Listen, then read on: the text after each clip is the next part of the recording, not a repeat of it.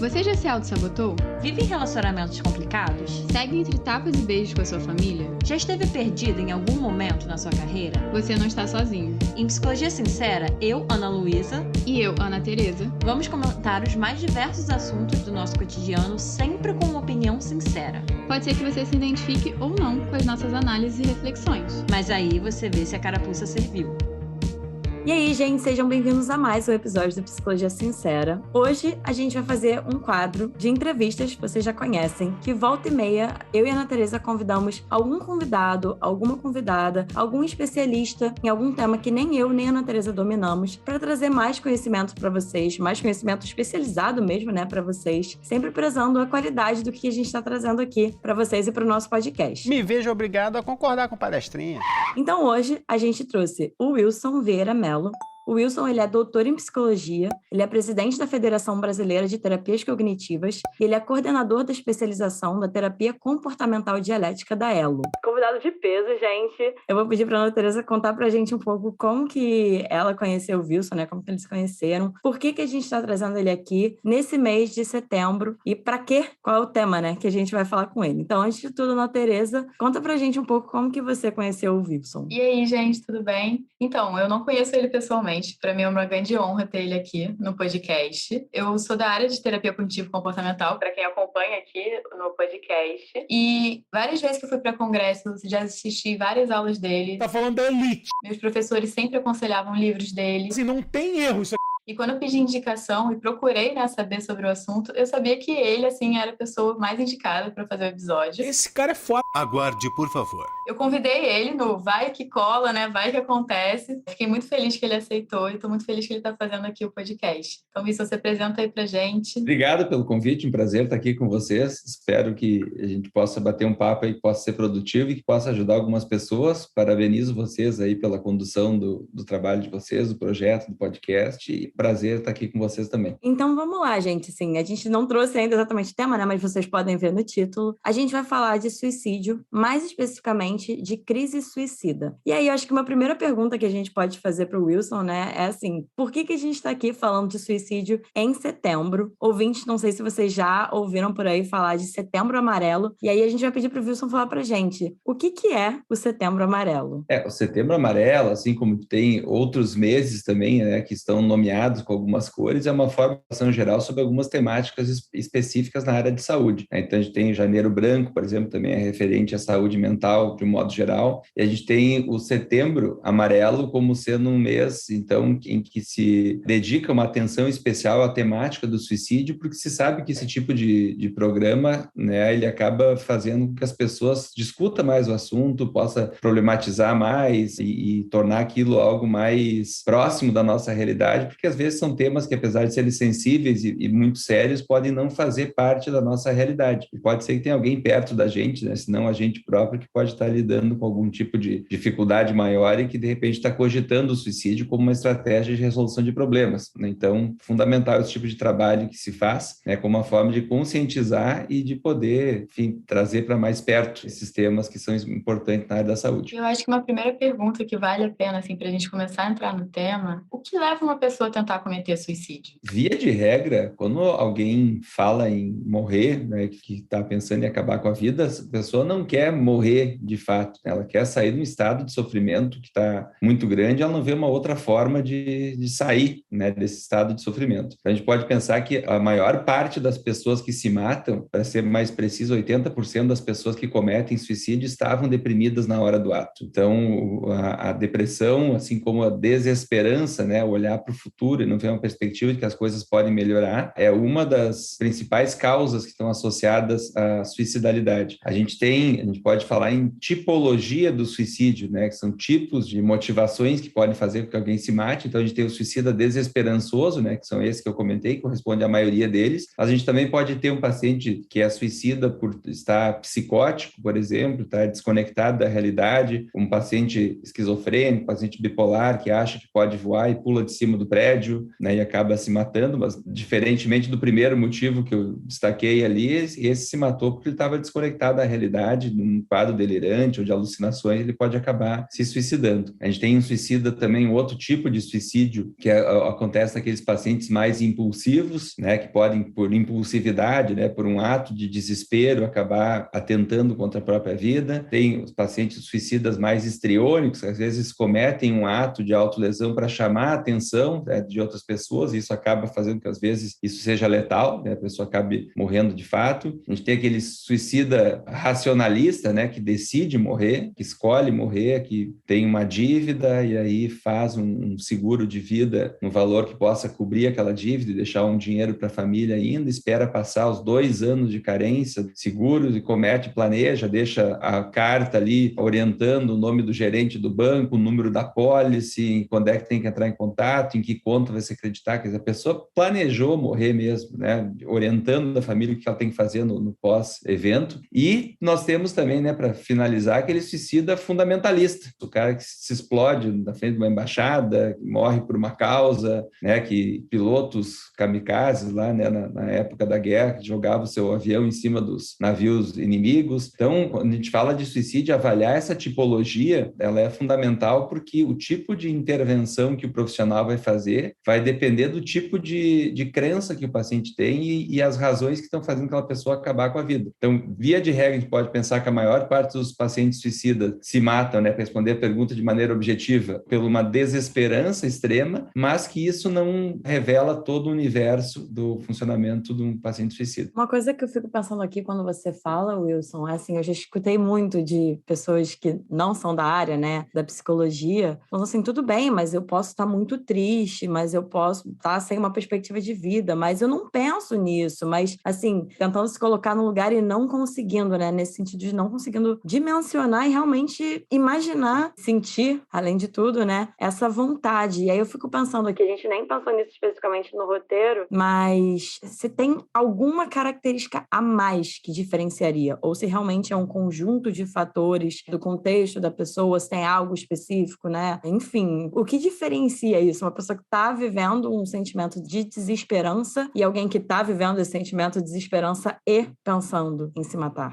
Quando a gente tem histórico de suicídio na família, isso aumenta em 4 vezes a chance da pessoa se matar, né? Pacientes bipolares, por exemplo, né, que é um transtorno mental que tem uma carga genética grande, se matam 15 vezes mais que a população geral. Então, também existe um componente genético. Quando a gente fala de bipolaridade, a gente pode entender que existem grupos de risco e esse risco ele é genético, né? Depressão também, né? Os pacientes se matam mais do que a população geral. Então, tem fatores que envolvem transtornos mentais, tem fatores genéticos que estão associados a acontecimentos na história de vida, podem acabar favorecendo, né? Então, ser homem, por exemplo, é um fator que aumenta o risco, né? A gente sabe que mulheres tentam mais suicídio, mas os homens, pelo métodos mais violentos que escolhem, tendem a morrer mais de suicídio do que as mulheres. Uma idade, a partir de 45 anos, se aumenta o risco também de suicídio, ter algum diagnóstico de alguma doença nos últimos 6 meses, ser separado, viúvo, aumenta as chances também. Então, são diversos fatores que acabam contribuindo, né? Dentre outros, né? Citei só alguns aqui, mas só para a gente entender, assim, que existem fatores demográficos, fatores genéticos e ligados aos transtornos mentais que podem aumentar a chance de alguém se matar. O que a gente tem que entender, né, é que a vida de um indivíduo suicida, ela é insuportável como ele afirma ser, porque é totalmente contra a nossa natureza a gente pensar em acabar com a nossa vida. Via de regra, nosso instinto de sobrevivência deveria falar mais alto, e esse comportamento suicida é um comportamento que acontece aparentemente apenas na espécie humana, né?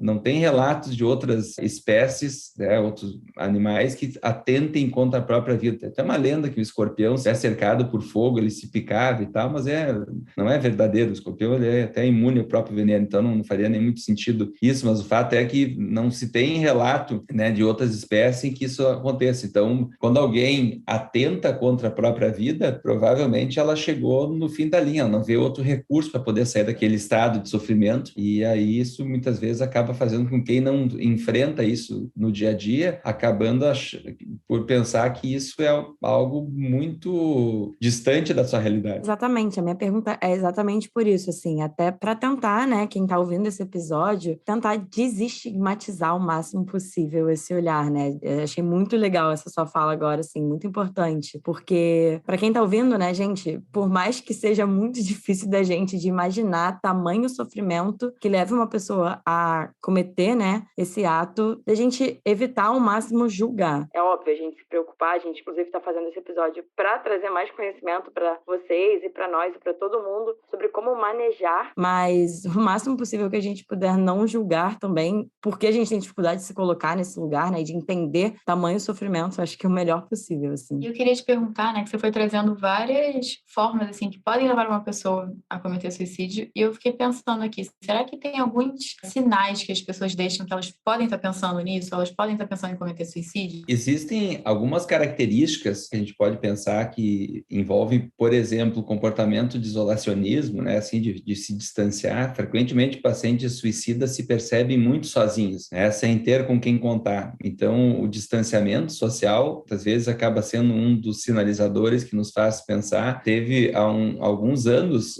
uma proposta de que se utilizasse nas redes sociais alguns algoritmos que estivessem associados a comportamento suicida. E uma das coisas que as redes sociais, como o Instagram, como o Facebook e outras redes sociais que envolvem imagens, elas mapearam dos seus usuários que se matavam, muitos deles costumavam postar fotos sozinhos, por exemplo. Então, mais fotos sérios e mais fotos sozinhos, como sendo um sinalizador. Então, lógico que isso não significa dizer que alguém tem uma foto sozinho no seu Instagram, ou muitas fotos sozinha, seja uma pessoa que está em risco necessariamente. Mas isso faz com que a gente possa atentar, né, para que, de repente, essas redes sociais possam ter algo que pode ser utilizando informações de Big Data, né, de softwares que têm poder de análise e construir algoritmos para poder ver, porque, olha, tem um usuário aqui que está postando fotos sozinho, mais fotos sérias, mais fotos que denotem uma certa expressão, não só na legenda botar algum texto mais depressivo, mas também imagens que,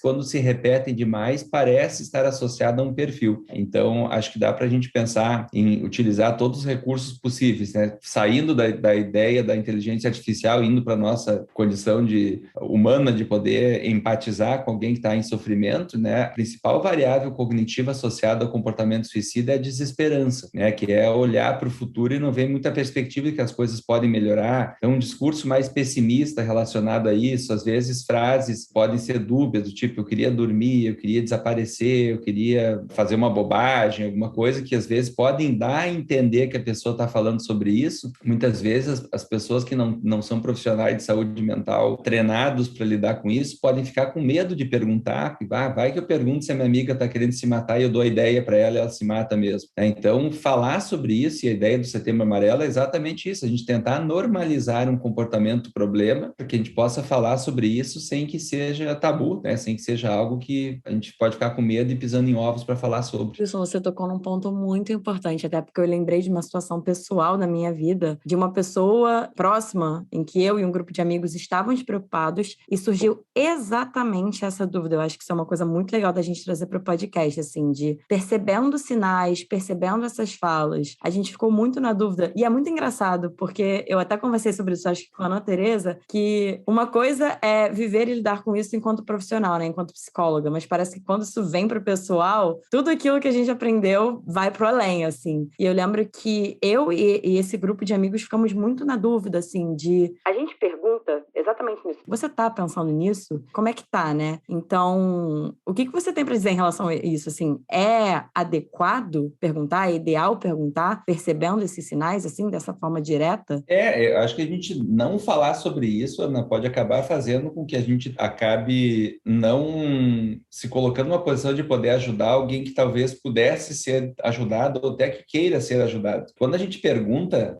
chateado que minha namorada terminou comigo, me traiu e tal, a vida é uma porcaria e tal, tô pensando em fazer uma bobagem. E aí eu travo, eu não falo nada, não pergunto o que é a bobagem, que tá pensando em te matar, porque a linguagem, ela dá forma ao pensamento. Tem coisas que a gente tem coragem de pensar, mas não tem coragem de falar, né? Então, quando eu falo, né, para um terceiro, falo para outra pessoa que eu tô pensando em me matar, eu me ouço falando isso e eu passa por um filtro da linguagem aquilo que aqui dentro já tá reverberando sozinho. Quando eu boto a cabeça no travesseiro, eu fico pensando, tá, e se eu me matasse, como é que seria? Se eu acabasse com a minha vida? Então, fazer a pessoa ter que falar, né, ter alguém com quem trocar dialogar, pode ser uma forma de a gente poder fazer, inclusive, com que a pessoa se dê conta de que tipo de pensamentos estão ocupando na mente dela. Eu acho isso muito relevante ser falado aqui, porque algumas vezes as pessoas têm um mito, né, de que se elas falarem sobre o que elas estão incentivando, elas estão dando ideia. E você está me falando aqui que é completamente na direção oposta. A gente abre espaço para a pessoa entender o que é que está acontecendo com ela.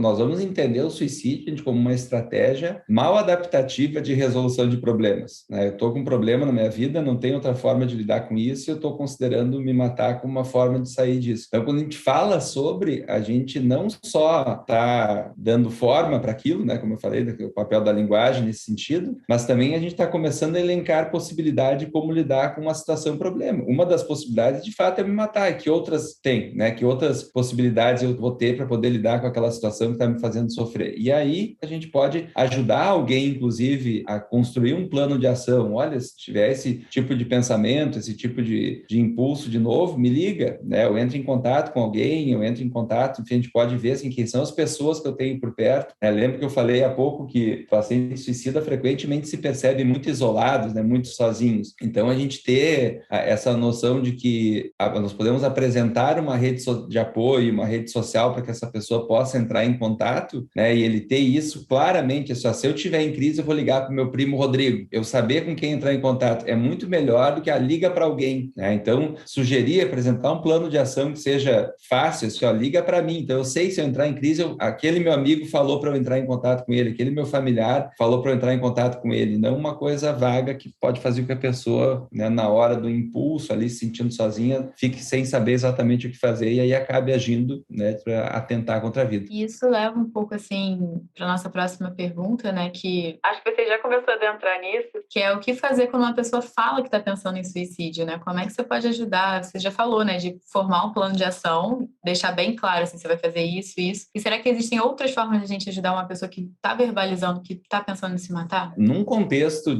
falando assim, numa intervenção de saúde, é muito importante que a gente tenha a avaliação de qual é a função daquele comunicado suicida. Porque eu posso dizer que eu quero me matar como uma forma de conseguir alguma coisa que eu não estou conseguindo de uma outra forma. Então, minha namorada disse que vai terminar o namoro comigo e aí eu digo para ela que se ela terminar eu vou me matar. Então, na verdade, não é que eu queira me matar, mas é uma forma de tentar desesperadamente fazer com que ela não termine a relação comigo. Isso é uma função, né, do comportamento. Agora, outras pessoas podem dizer que querem se matar porque de fato estão desesperançosas, outra pessoa pode dizer que quer se matar como uma forma de punir os pais, né, o adolescente, não vai me deixar viajar com meu namorado, então eu vou me matar para te castigar, para te ver o que é bom para tosse. Então, a gente tem que avaliar qual é a função daquele comportamento, daquele contexto que ele acontece. Isso no ponto de vista mais técnico. Para o público em geral, né, para a população geral, quando tem algum amigo, algum conhecido, algum familiar que fala em se matar, como essas pessoas não têm o treinamento para poder avaliar isso e poder ter os recursos e até o poder de uma internação, de internar, de dar uma condução para aquilo, o que eu sugeriria é que essas pessoas, na dúvida, ouçam, né? Na dúvida, se coloquem numa posição de disponibilidade, porque por mais que aquela ameaça não seja séria, é melhor eu oferecer o erro de oferecer ajuda para alguém que não está falando seriamente, é um erro menos grave do que o erro de eu deixar de oferecer ajuda para alguém que pode estar seriamente comprometido, né? Então, se eu não sou um profissional que estou trabalhando com um paciente que está em crise, eu sou um familiar, eu sou um amigo, ou um conhecido de alguém que manifesta algum desejo de acabar com a vida, alguma ideação relacionada a isso, né? Poder ouvir, se colocar numa posição de tentar ajudar é mais produtivo do que não fazer nada ou de acabar negligenciando, né, esse tipo de comunicação suicida. E aí, assim, a gente falou um pouco de como que a gente pode ajudar quando a pessoa fala que está pensando em suicídio, né? E, Wilson, como que a gente pode ajudar uma pessoa que está de fato passando por uma crise suicida? Então, que não falou que está pensando, né? Que já está ali na iminência, já está em crise. Uma das coisas que a gente tem que,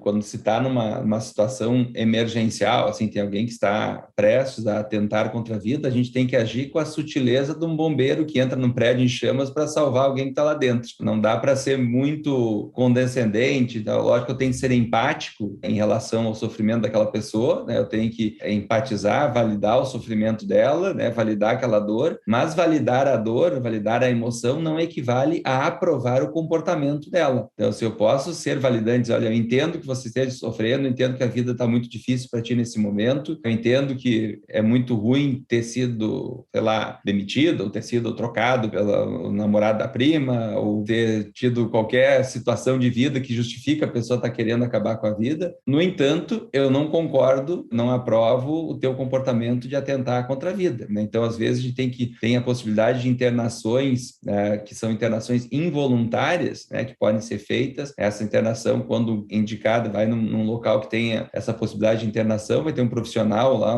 um plantonista, geralmente um psiquiatra, que vai estar ali de plantão, que vai poder avaliar o risco daquela pessoa, e aí o familiar pode assinar como responsável pela baixa daquela pessoa ali, né, naquela situação. Então, acho que uma das formas da gente poder atuar numa situação como essa é tentar colocar essa pessoa que está em risco em contato com algum profissional de saúde mental que tem um treinamento para ir ser mais efetivo nisso, né? Se colocar de uma maneira firme, dizendo, olha, eu vou te levar para a internação, vou te levar para o hospital, eu vou chamar um profissional aqui para conversar contigo, para poder manejar essa situação aqui, porque eu estou preocupado que tu faça, de fato, alguma coisa contra a tua vida. Perfeito. E agora, né, a gente quer ir para a parte do episódio onde os ouvintes mandaram perguntas para a gente. Eles mandaram lá numa caixinha de perguntas que a gente abriu no story do Instagram. E a gente não podia deixar, né, de trazer eles aqui também para o episódio. Então, uma primeira pergunta que a gente respondeu é: como tentar impedir uma pessoa de cometer suicídio? Tipo, numa situação iminente. Tem como a gente impedir, Luiz?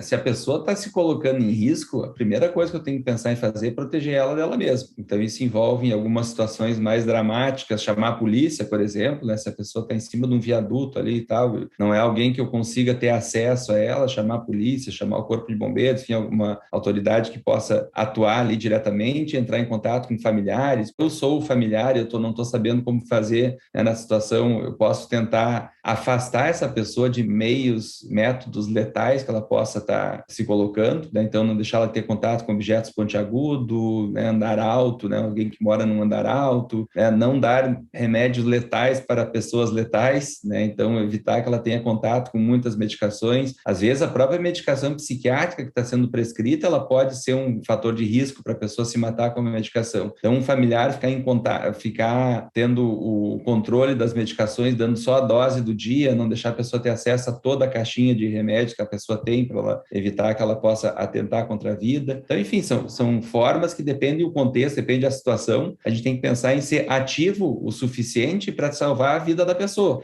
Acho que a gente tem que pensar em não medir esforços, né, para poder atuar e pedir ajuda se necessário, né, claro. E eu acho que a gente até já acabou falando um pouco sobre isso, né, mas uma das perguntas dos nossos ouvintes é como ajudar uma pessoa que você sabe que está passando por esse momento. Por esse momento, eu imagino que alguma ideação suicida ou algo do tipo, né? Dá para ver que muitos dos nossos ouvintes, eles estão muito nesse lugar de como ajudar. Acho que grande parte do episódio é a gente falando disso, o que, para mim, mostra o quanto que é importante a gente estar falando sobre isso, né? De tanta gente querendo saber como ajudar. Eu acho que se eu colocar numa posição de ouvinte, né, se minimizar aquela percepção que o suicida tem de que ele está sozinho, né, que ele não tem com quem contar, que a dor que ele está enfrentando ela é grande demais para poder ser superada e que não há outras maneiras de poder lidar com aquilo. Então, se colocar nessa posição de quem quer ajudar, de se colocar de uma maneira empática, de ouvir, já é uma maneira de uma pessoa leiga poder ajudar alguém que está precisando pedir ajuda. E aí, se a gente, vendo aquela pessoa em sofrimento, né, puder oferecer um auxílio, tipo, olha, quem sabe você procura uma ajuda especializada, isso é um comportamento, que o suicídio, gente, ele não é uma doença, né? O suicídio é um comportamento grave que acontece dentro de alguns transtornos mentais, frequentemente, às vezes até não associado, na menor parte das vezes, verdade seja dita, a menor parte das vezes não está associado a um transtorno mental. Na maior parte das vezes, sim, esse comportamento acontece dentro do contexto de alguma doença mental. Então, é importante procurar um profissional da área da saúde mental para que ele possa intervir de maneira mais provável de conseguir ajudar aquela pessoa, né? A gente tem que pensar que quando tem alguém com potencial suicida, a gente tem 4 níveis de risco. O primeiro deles é quando a gente fala de uma ideação suicida, né? Quando a pessoa tem a ideia de se matar, tem pensamento de morte recorrente. Isso é o primeiro degrauzinho da escada. Só que muitas vezes essa pessoa tem uma ideação, mas não tem um plano específico, né? Se a gente perguntar, mas como você faria isso? A pessoa, não sei, não pensei nisso ainda. Essa pessoa está mais longe de tentar, teoricamente, do que aquela pessoa que diz, eu vou me enforcar. Eu me enforcaria, eu me daria um tiro, eu tomaria minha medicação, eu pularia da janela, enfim, eu utilizaria, já tem um método específico de como fazer isso. O terceiro degrau da escada aqui é aquela pessoa que tem um plano específico e ela tem acesso àquilo. Ela já comprou a corda, ela tem uma arma de fogo em casa, ela tem os medicamentos, ela já olhou na internet o que é, ela consegue aqueles remédios, ela mora num andar alto, ela só ela ir para a sacada e se atirar. Então, essa pessoa ela tem um nível de risco aumentado. E o quarto nível de risco é quando essa pessoa tem histórico de tentativas prévias. Então, se a pessoa já teve coragem um dia de tomar o remédio, acabou não morrendo, mas já teve coragem, já teve que ser levada para o hospital, fazer uma lavagem gástrica, já puxou o gatilho uma vez, já pulou de um andar alto, já fez alguma coisa nesse sentido, essa pessoa provavelmente tenha uma chance maior de acabar vir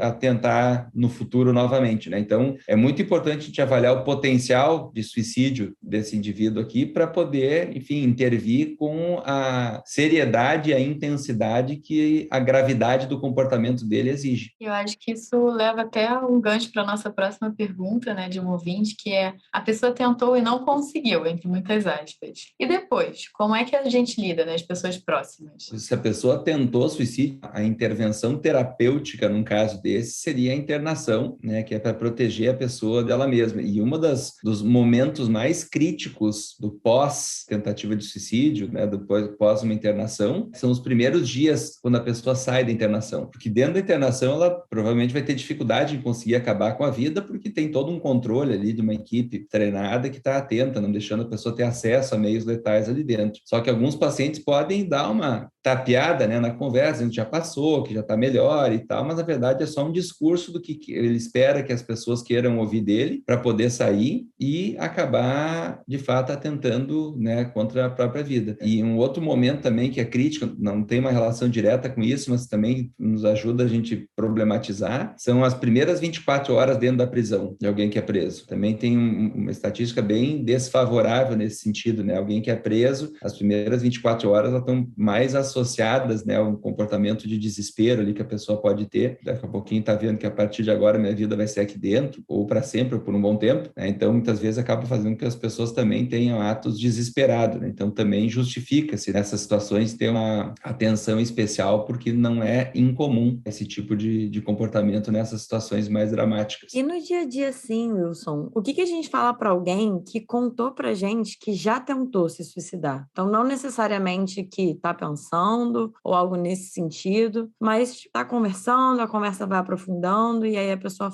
comenta, né? Não, porque eu já tentei uma vez. O que a gente fala para essas pessoas? Eu acho que a primeira coisa que a gente tem que pensar é que se alguém se sentiu à vontade para dividir isso com a gente pode querente agradecer a confiança da pessoa, ela ter se sentido à vontade para poder falar sobre isso. Não necessariamente a pessoa fala sobre um comportamento desse no passado, que não é um comportamento que a maioria das pessoas se orgulhe de ter tido. Ela pode falar porque conseguiu superar e está tendo um contexto ali de tentar ajudar alguém que está precisando de um auxílio nesse sentido. Então, eu vou falar da minha experiência pessoal de já ter tentado me matar como uma forma de ajudar outra pessoa. Pode ser uma forma de, numa conversa, né? De repente alguém, vamos imaginar, numa roda de pessoas conversando, alguém faça um comentário preconceituoso contra o suicídio e alguém resolve fazer uma autorrevelação dizendo, olha, acho que não é por aí, eu mesmo já tentei me matar uma vez, né? E isso aconteceu dessa forma e tal. Então, acho que tem que avaliar assim, qual é a função da pessoa estar contando. Nas outras perguntas e nos outros momentos, a gente estava falando de uma situação mais crítica, né? Se alguém está pedindo ajuda nesse momento. Aqui, a gente pode entender que seria uma coisa mais descontextualizada de uma emoção mais intensa de um pedido de ajuda, né? Seria um relato. Então, acho que ouvir sem preconceito, sem torcer o nariz, né? Sem julgar aquela pessoa e talvez, como eu coloquei no início da resposta, até agradecendo a confiança e a transparência da pessoa de revelar algo que talvez não seja algo que a pessoa faça questão de querer publicidade sobre isso, né? Então, acho que dá para a gente ouvir com um olhar de não julgamento, já ajuda bastante. Perfeito. E eu também queria te perguntar, né, como não deixar se afetar pela crise suicida do outro. Pessoas, né, que convivem com pessoas que estão constantemente pensando ou que já tentaram, né? Como é que é para as pessoas em volta, assim, para não se abalar com isso?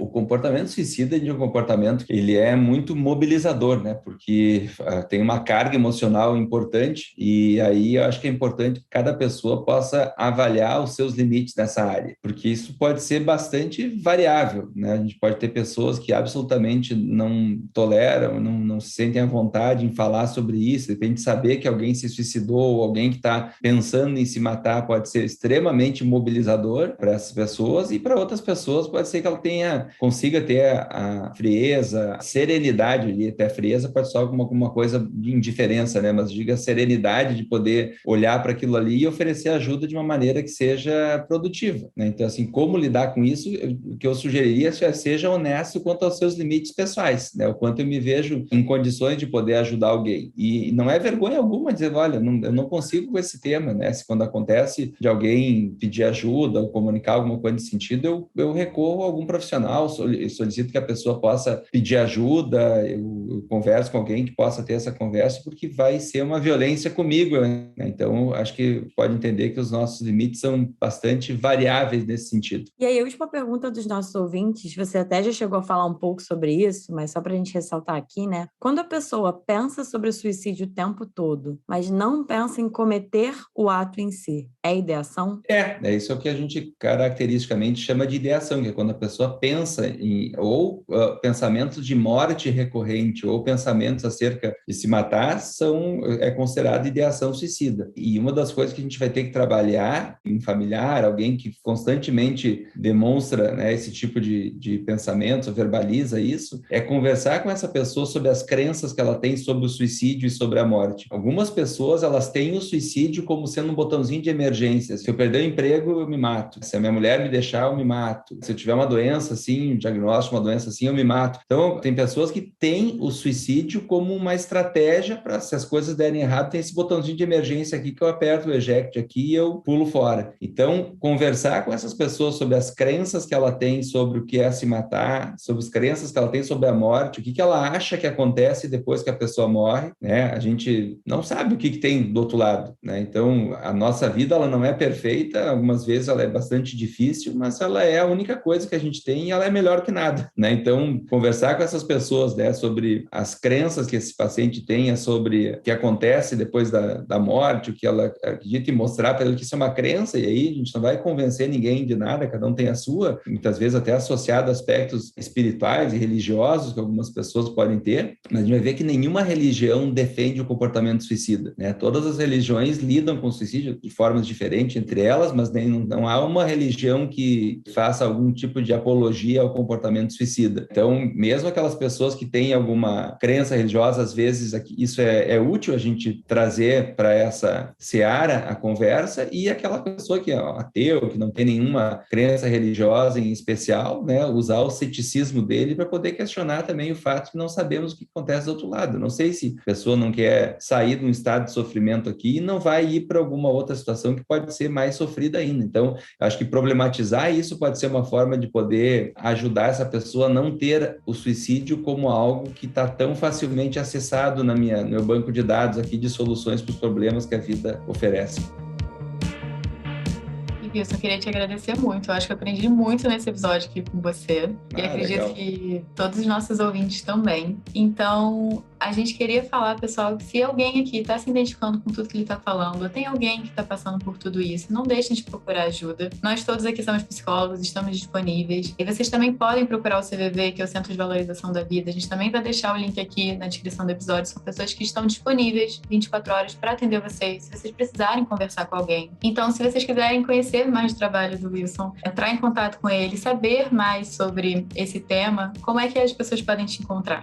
Vai ser um prazer se eu puder ajudar de alguma forma, né? Acho que atualmente a forma mais fácil de acessar as pessoas é por redes sociais, né? Então eu vou deixar a minha rede social aqui, que é mais fácil de me encontrar. Instagram é Wilson_Vmelo, com L só, Wilson com W, né? Wilson_Vmelo, e vai ser um prazer se eu puder ajudar, né? Fico à disposição aí, agradeço vocês pelo convite, oportunidade de poder estar aqui. Foi um prazer ter tido esse bate-papo com vocês e desejo sucesso aí no projeto. Muito obrigada. E, gente, se vocês também quiserem saber das novidades que lançam aqui no podcast, saber mais sobre os episódios, vocês podem seguir a gente no @podcast Psicologia Sincera. E se vocês também quiserem me conhecer a Ana Luísa, que a gente também faz parte aqui do podcast, vocês podem me encontrar no @Ana Tereza Cavalcante e a Ana Luísa No @psicóloga Ana Luísa Braz. Como vocês já sabem, todas essas informações vão estar aqui embaixo na descrição do episódio, assim como o Instagram do nosso editor, o Rodrigo Moreno. E, gente, não deixem de classificar esse episódio e o nosso podcast com 5 estrelinhas. Isso é um conteúdo muito, muito, muito importante, que esse conteúdo vai agregar. Mandem esse episódio, compartilhem esse episódio nas redes sociais de vocês e marquem a gente está sempre compartilhando também vocês, porque realmente esse é um conhecimento, um conteúdo muito, muito importante, do máximo de pessoas possíveis acessarem. E mais uma vez, só agradecer o Wilson pela presença dele ilustre aqui. Muito, muito, muito obrigada por tirar esse tempo seu para conversar com a gente. É uma honra ter você aqui no nosso podcast. E é isso, gente. Um beijo e até o próximo episódio.